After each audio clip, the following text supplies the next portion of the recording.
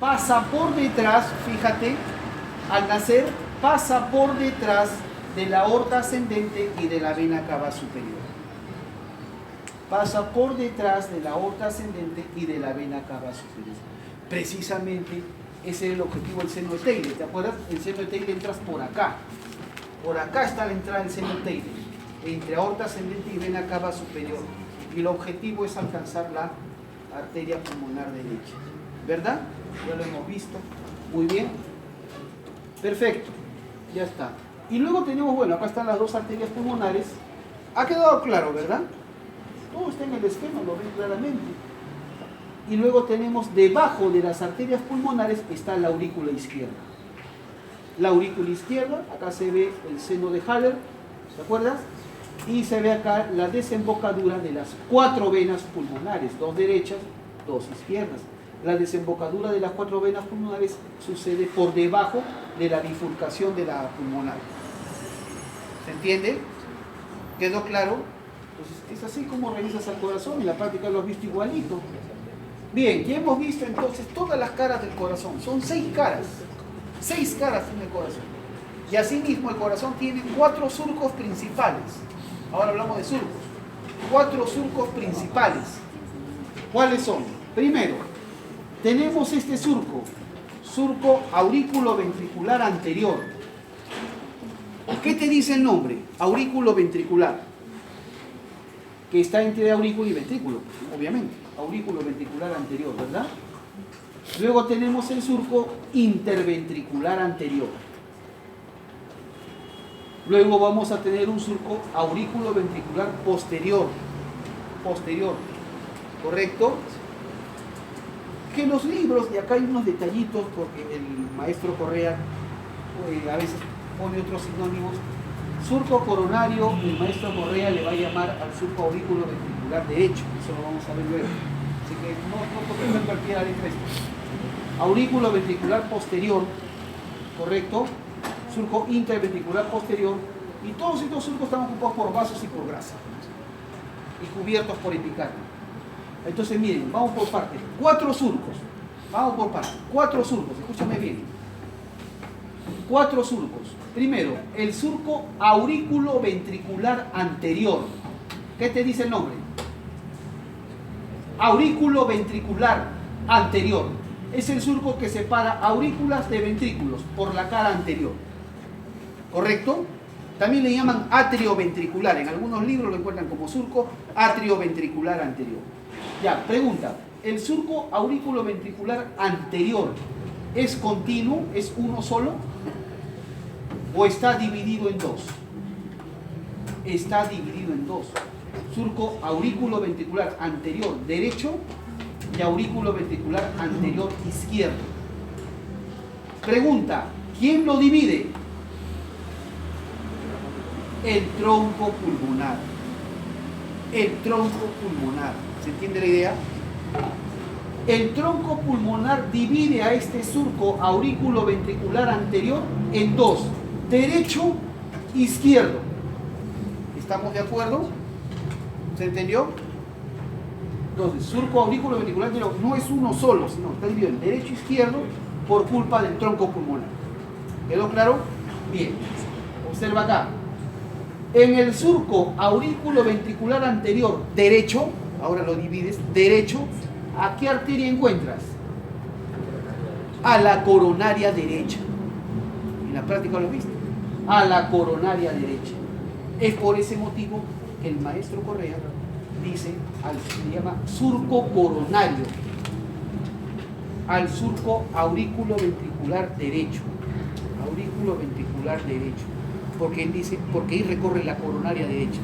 Que de las 2 coronarias, derecha e izquierda, la derecha es la más importante. La derecha es la más importante, vamos a ver por qué. ¿Correcto? ¿Se entiende?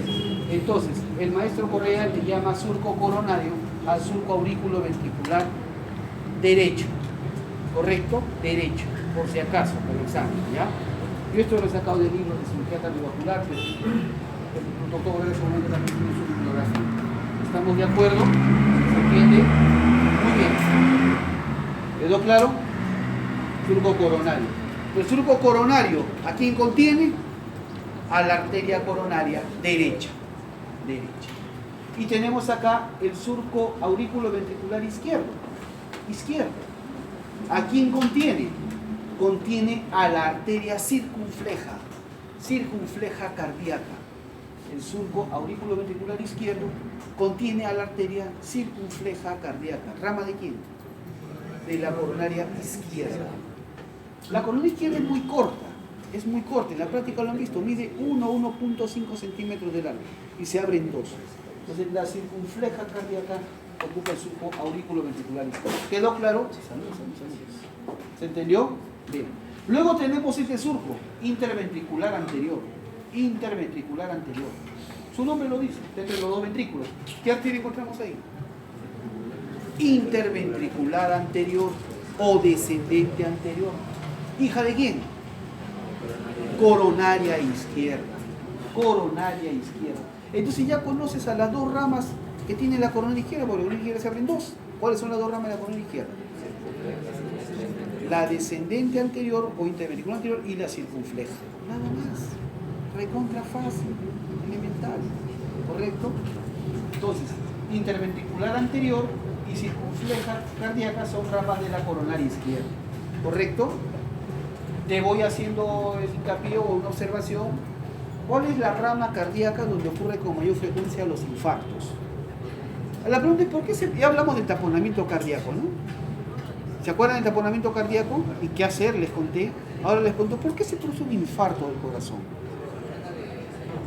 Un infarto es la muerte del tejido, que ocurre por una hipoxia sostenida, una isquemia, ¿no? Un periodo de isquemia, de adaptación celular, que ya finalmente por el esfuerzo, la demanda física, termina descompensándose. Eso es por obstrucción de una arteria. Entonces pregunta, ¿cuál es la rama arterial que se obstruye con más frecuencia en los infartos? La coronaria derecha, ¿no? La descendente anterior. 75% de los infartos cardíacos se dan por oclusión de la descendente anterior, doctores. ¿Ya? Esta es. 75% de los infartos cardíacos es por oclusión de la interventricular anterior, de la descendente anterior, rama de la coronaria izquierda. Cuando hablamos de un infarto fulminante, como le ha dado por ejemplo a este genio de la música mexicano, ¿no? Un infarto fulminante, ¿no? Así es lo que he leído. ¿Han leído o no? ¿Saben que se ha muerto un cantante mexicano? No ven noticias tampoco, como están muy concentrados en los estudios. Juan Gabriel, ¿no? Bueno, la cosa es de que da un infarto fulminante. Es la causa más frecuente de muerte en los Estados Unidos. En Norteamérica es lo más frecuente. Entonces, infarto fulminante es cuando te agarra infarto de un tronco arterial, coronaria izquierda o coronaria derecha. Es un infarto fulminante. Entonces, queda ahí, no hay mucho que hacer. ¿Correcto? ¿Se entiende? Pero no es lo más frecuente. Lo más frecuente es infarto de rama. Es lo más frecuente. Y la rama más frecuentemente que se infarta es la descendente anterior o interventricular anterior. ¿Correcto? Bien, doctores. Eso son los últimos. Ahí está, surco auricular dividido en dos por el tronco de la pulmonar, ¿verdad? ¿Se acuerdan? El derecho contiene la coronaria derecha, el izquierdo contiene la circunfleja cardíaca. ¿Se acuerdan? Ya lo hemos dicho. El surco interventricular anterior contiene la arteria interventricular o descendente anterior, rama de la coronaria izquierda. Esta es la que se infarta con más frecuencia. ¿Estamos de acuerdo? ¿Se entiende? Muy bien. Luego, vamos atrás, mire este surco. Bueno, mire este surco. Surco aurículo-ventricular posterior. Así como había un anterior, ¿se acuerdan? Surco aurículo-ventricular posterior. Pregunta, ¿qué sucedía con el surco aurículo-ventricular anterior? Se dividía en derecho e izquierdo. ¿Por quién? Por el tronco pulmonar. Ya. El surco interventricular posterior o inferior no se divide, es continuo. Es continuo. ¿Correcto? Es continuo.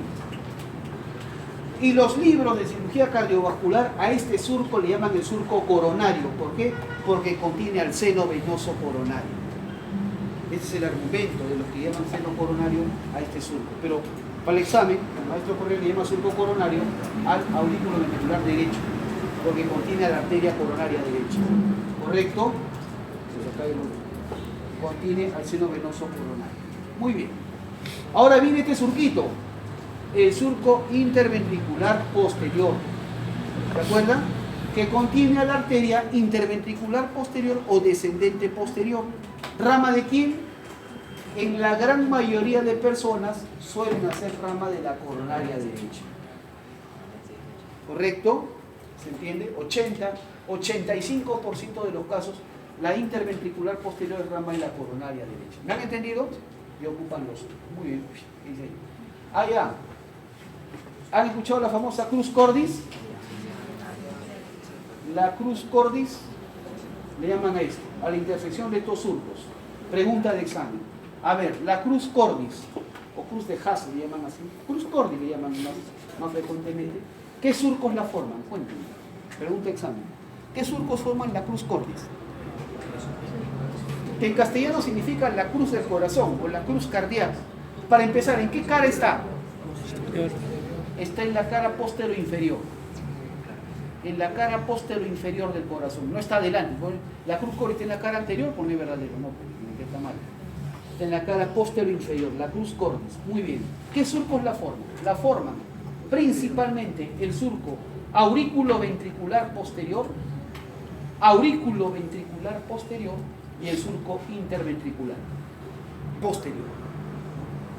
¿Correcto? Principalmente surco aurículo-ventricular posterior y surco interventricular posterior. ¿Correcto? También podemos agregar este surco de acá, el surco interauricular posterior, que la verdad no tiene importancia, pero ahí lo tienen de referencia. ¿Correcto? Pero en realidad es más como una T que como una cruz. Surco aurículo-ventricular posterior, surco interventricular posterior. ¿Correcto? Pregunta: ¿qué arterias ocupan la cruz cordis? ¿O qué arterias forman la cruz cordis?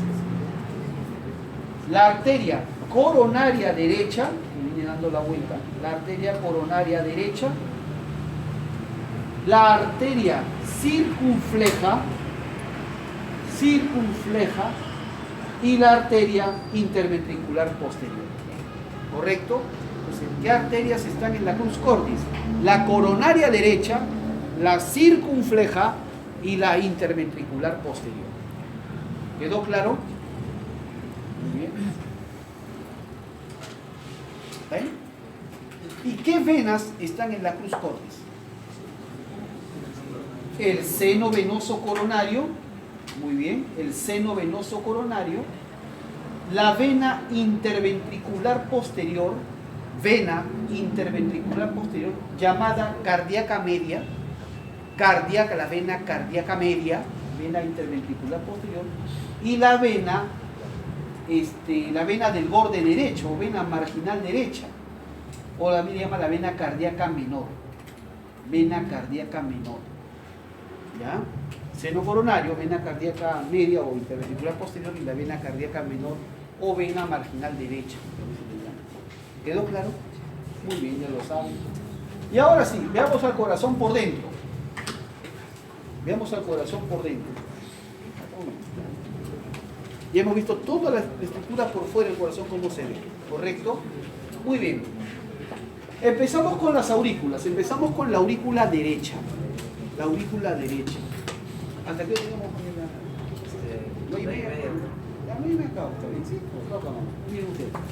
morfología interna, aurícula derecha, por dentro. Ya, lo primero que tiene, cuando imaginemos la aurícula derecha por dentro, en sentido didáctico, imaginémosla como un cubo, o como una habitación, un paralelepípedo, 6 paredes. ¿Estamos de acuerdo? O sea, tiene pared superior o techo, tiene pared inferior o piso, ¿verdad? Tiene pared lateral, pared medial, pared anterior y pared posterior. ¿Estamos de acuerdo? Un cubo, 6 paredes, pared superior o techo, pared inferior o piso, pared lateral, pared medial. La pared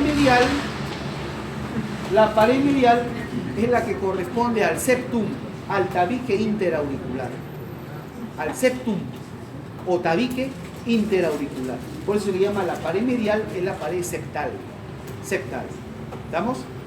Tenemos la pared anterior y la pared posterior, que acá este es el corte, ¿no? Se ha cortado acá la pared posterior, ¿correcto? Muy bien, empezamos. Aurícula derecha es la más complicada, el resto es fácil. Pared superior o techo, ¿qué encontramos? Arriba, en el techo, un hueco, la desembocadura de la vena cava superior. En el techo vas a ver un orificio grande, es la desembocadura de la vena cava superior. Y justo a ese nivel está el origen, ahí comienza esta cresta, este reborde, que va a bajar luego por la pared posterior. Esto se llama la cresta marginal o cresta terminal, ¿correcto? La cresta marginal comienza en el techo y baja por la pared posterior. Entonces, ¿qué vamos a encontrar en el techo? La desembocadura de la vena cava superior y el origen de la cresta marginal o cresta terminal. ¿Se entendió? Bien, doctor. Eso es. El doctor Correa agrega algo acá, que difiere también un poquito con los libros de cirugía, pero para el examen. El doctor Correa en la cara superior agrega el nódulo sinusal. El nódulo sinusal, ¿correcto? O nódulo de Kate y Flack, ¿correcto? La mayoría de libros de cirugía cardíaca dicen que el nódulo sinusal está en la parte más alta de la pared posterior, ¿correcto? Pero el maestro Correa lo pone en la pared superior. Así que para el examen en la pared superior, eso complica en la vida. ¿Dónde está localizado el nódulo sinusal?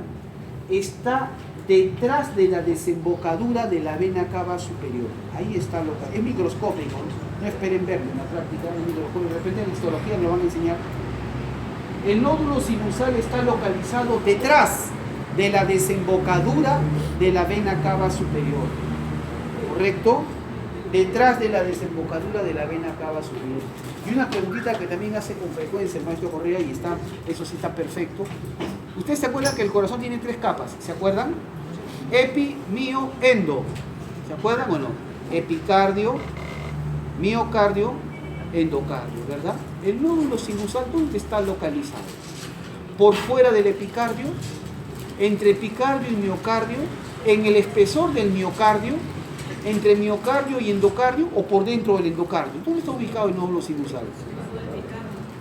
Así es, el nódulo sinusal está localizado entre epicardio y miocardio, entre epi y mio. Por lo tanto, se dice que es de localización subepicárdica. Subepicárdica.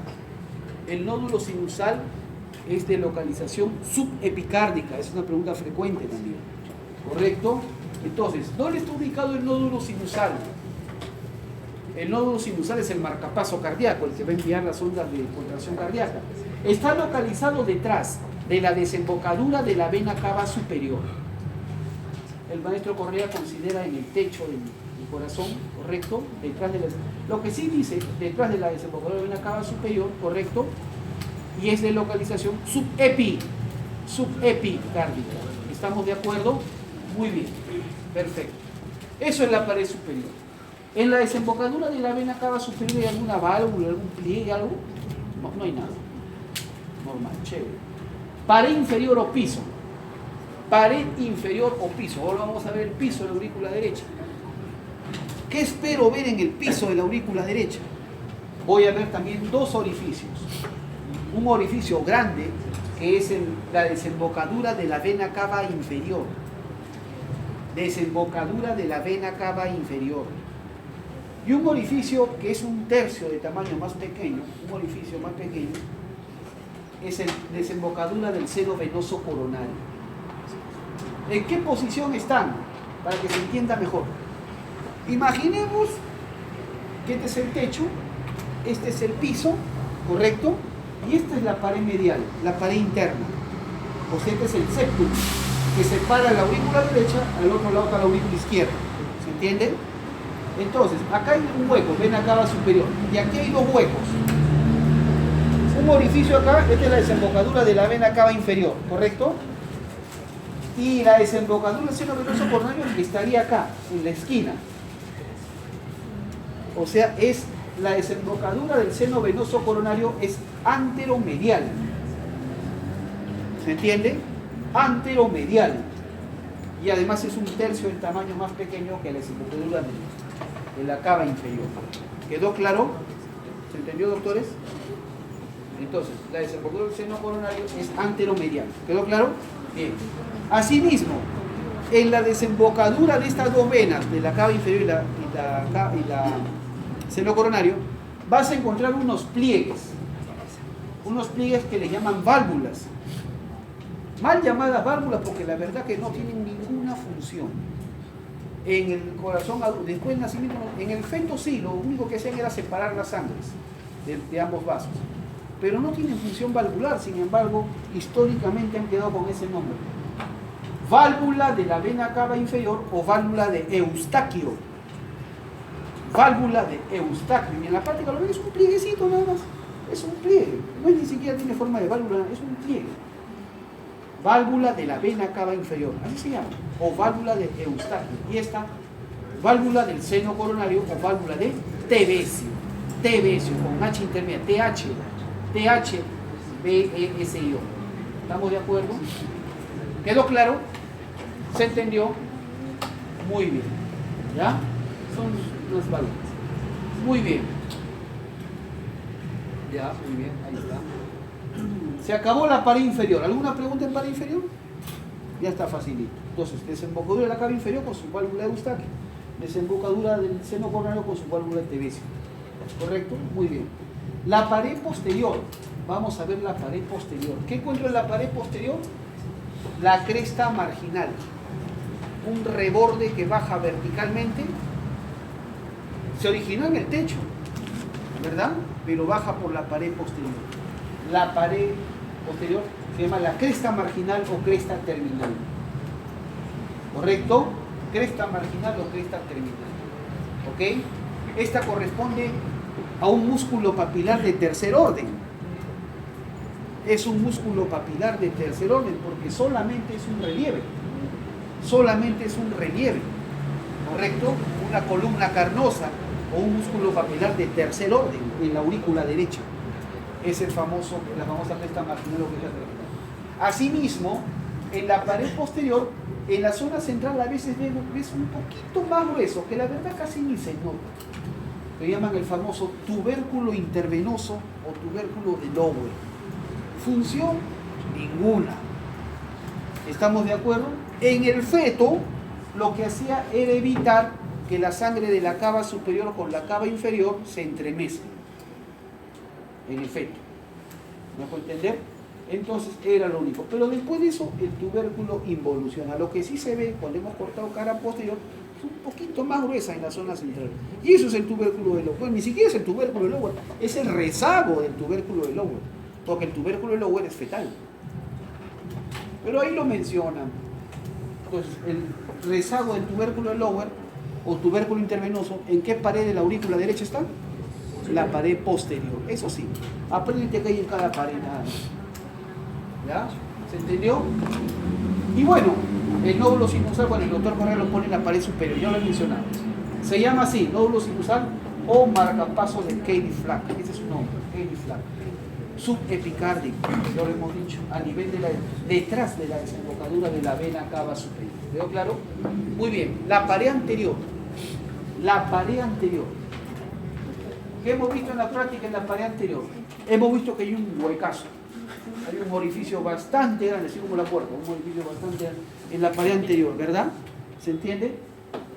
Hay la famosa comunicación aurículo-ventricular derecha.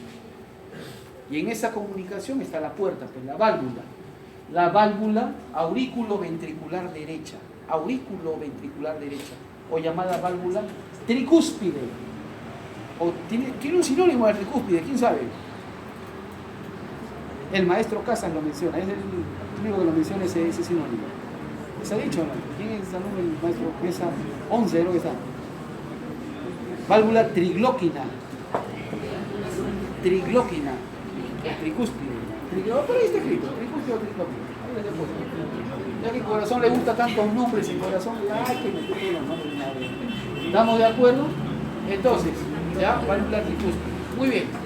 Está, entonces, doctores, la válvula, la comunicación auriculoventricular y la válvula tricúspide, ¿en qué pared la aurícula derecha está? En la pared anterior. En la pared anterior. Y como su nombre lo dice, esta válvula tricúspide está formada por 3 hojas o 3 valvas. Son como compuertas. Valva anterior, valva posterior y valva medial o septal, porque está en relación con el septum. ¿Se entiende? La tricúspide está formada por 3 valvas, valvas con V, valvas. Valva anterior, valva posterior y valva medial o septal, porque está en relación con el septum. ¿Me dejo entender?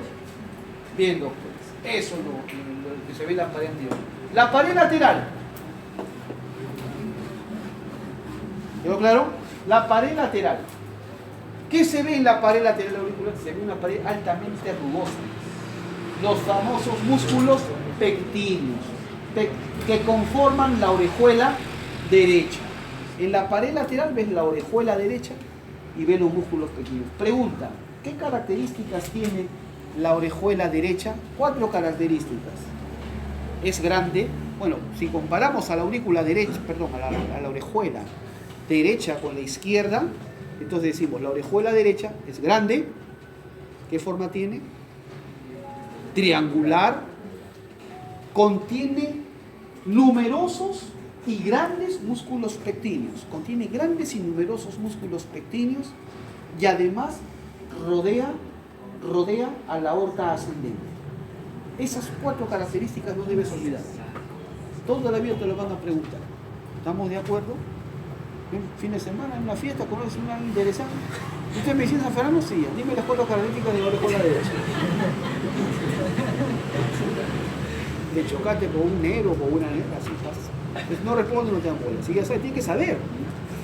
Entonces ya, muy bien. ¿Cuáles son las 4 características de la orejuela derecha? Grande, forma triangular, tiene grandes y numerosos músculos pectíneos y además rodea, los anatomistas clásicos abraza a la aorta ascendente. ¿Estamos de acuerdo? Sí, ¿ya? Los músculos pectíneos están en la orejuela, ¿correcto? Son columnas carnosas o son músculos papilares ¿de qué orden? Segundo y tercer orden. De segundo y tercer orden. Las de segundo son como puentes, las de tercero son relieves. ¿Correcto? ¿Se entendió? Los músculos pectíneos son columnas carnosas o músculos papilares de segundo y tercer orden. ¿La cresta terminal de qué orden es? Tercer orden. Tercero. No lo olviden. Muy bien. La pared medial. Esta es la pared más interesante. La pared medial o pared septal, ¿no? Es la que corresponde al tabique, pues, que separa una aurícula de la otra. ¿Qué encuentro ahí? Veo esta depresión, una huella, así como que hubieran dejado con un dedo una huella. ¿Verdad? Como que hubieran dejado la impresión de un dedo ahí. ¿Cómo se llama eso? La fosa oval. Fosa oval. ¿Correcto? La fosa oval es el rezago del ostium secundum, llamado también agujero de Botal. Lo han visto seguramente en embriología, y cubierto por el septum secundum. No se raya en la vida, simplemente la fosa oval. Y está rodeada por un reborde llamado limbo de la fosa oval. Esto corríjanlo. No se llama anillo, está mal llamada anillo, se debe llamar limbo de la fosa oval o limbo de Biusens. No le llamen anillo. ¿Por qué? ¿Acaso es completo? Está mal llamado anillo de Biusens. Deben decir el limbo de Biusens o reborde de Biusens o limbo de la fosa oval. ¿Correcto? Que solamente está presente en los 2/3 superiores. No está el limbo de la fosa oval y no está abajo. Y lo hemos visto en la práctica también se ve igualito. Ustedes estiran el septum interauricular y se ve el limbo de Biusens. Y no lo rodea completamente, ese es un cuento, anillo. No, ¿estamos de acuerdo? ¿Ya? Entonces, limbo de Biusens o limbo de la fosa oval, que está en los 2/3 superiores. Arriba, adelante y atrás, pero abajo no hay. Ya, muy bien. ¿Y qué más veo? Delante de la fosa oval veo este relieve, que es la famosa banda del seno. ¿Ven? Banda del seno. ¿Qué es esta banda del seno? Para empezar, la banda del seno es un relieve que viene desde la válvula de Eustaquio, ¿ven ustedes? Prolongación anterior de la válvula de Eustaquio, hacia arriba y hacia adelante, ¿ven? ¿Correcto o no? Decimos en sentido práctico, decimos que es la prolongación hacia arriba y adelante de la válvula de Eustaquio. ¿Correcto?